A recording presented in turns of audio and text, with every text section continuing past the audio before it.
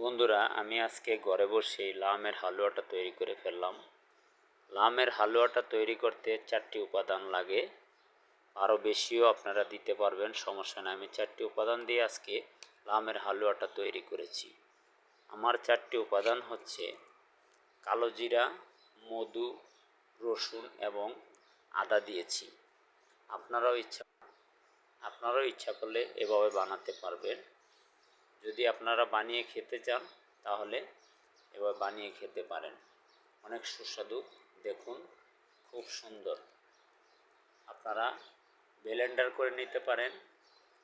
প্রথমে করবেন, একটু ভেজে নেবেন, ভেজে নিয়ে ব্লেন্ডার করে নেবেন। হয়তো ব্লেন্ডার যদি আপনার না থাকে তাহলে আপনি পাটাতে পিষে নিতে পারেন। পাটাতে পিষে নিয়ে তারপরে আপনি এই হালুয়াটা তৈরি করতে পারবেন।